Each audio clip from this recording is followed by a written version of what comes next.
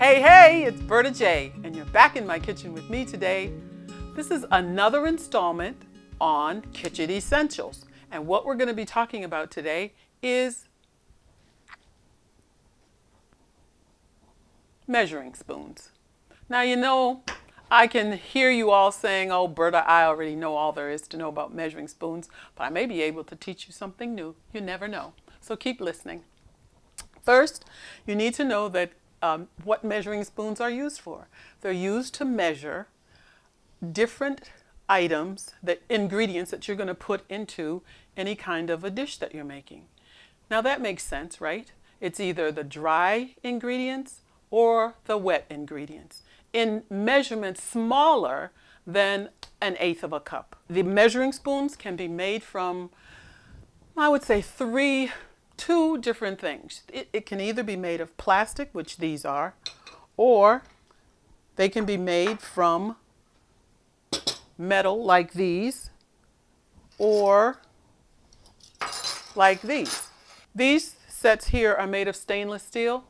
This is made of plastic, but I have seen other measuring spoon sets that are made from like pewter, copper, and even aluminum. When you look at these different spoons, you see that they have different shapes.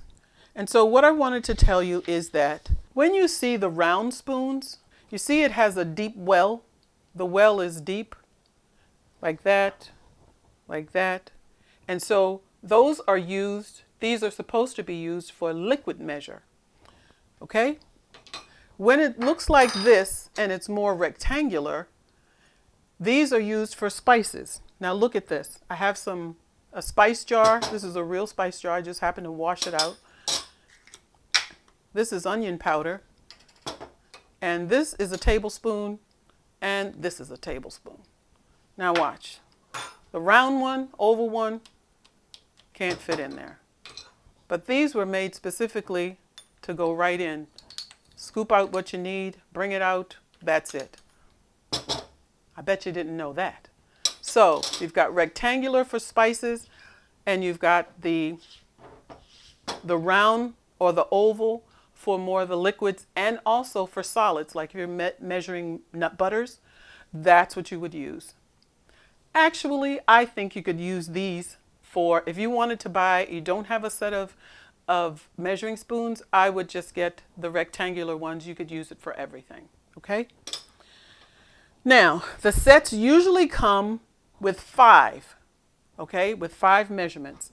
And those measurements are a tablespoon, this is a teaspoon, a 1/2 teaspoon, a 1/4 of a teaspoon, and 1/8 of a teaspoon.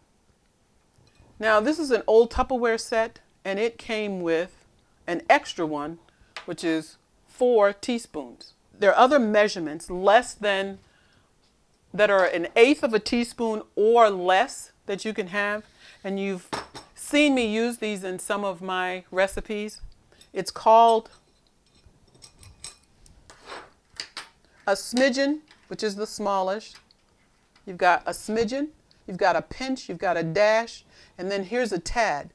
But a tad, if you get the ones with 4, a tad, if you can look at that, it's the same as 1/8 of a teaspoon, okay?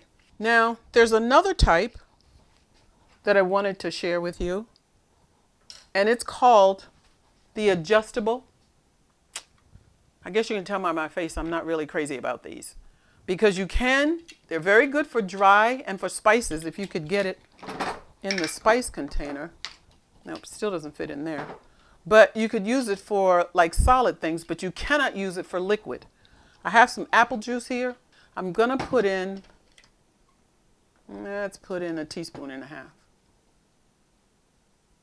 And we'll just let it sit here, and you're gonna see what happens to it in just a minute. You see it's moving?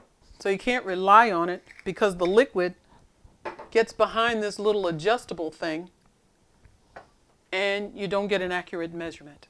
So if you want to do dry, you can use that for it, but don't use it for liquid, okay? That's the adjustable measuring spoon, and it goes from 1 tablespoon all the way down to a teaspoon, just like these. I think that's everything. Oh, except this little guy. Forgot about him. You're probably wondering, why does she have there? That's so big. This is 1/8 of a cup. You probably won't ever see this in a cup measurement. You might occasionally, but generally when you look at my other kitchen essentials and the last one is 1/4 of a cup, well, 1/2 of 1/4 of a cup is 1/8 of a cup. This is 2 tablespoons, 2 of these. But if you ever need 2 tablespoons and you had 1/8 of a cup, it's all you need to do is measure once. Just thought that was another little thing I'd throw in. Okay, so we've got all of our all of our measuring spoons. You know what to do with them. You know how to use them, when to use them. So go off and do some cooking, okay? And the last thing I wanted to tell you is the reason we use these measuring tools is because we're home chefs and we're not perfect at doing what we do. So if we want to achieve the same taste that we had in the recipe the very first time we made it or the second time we made it, then we know that if we have the recipe right there in front of us, all we have to do is follow it and it'll come out the same each time. We're not guessing, was that 1/2 a teaspoon? Was that 2 teaspoons? Was that 1/4 of a teaspoon? Was that 2 tablespoons? You'll know. You have it written out for you and you can use your trusty measuring spoons. So, hope you learned something. I know I did when I was looking all of this up. And I want you to, don't forget to subscribe, and also don't forget to click on that bell so that every time a new video is uploaded, you will get the notification. So until next time, happy cooking, great cooking with your measuring tools, okay? Bye for now.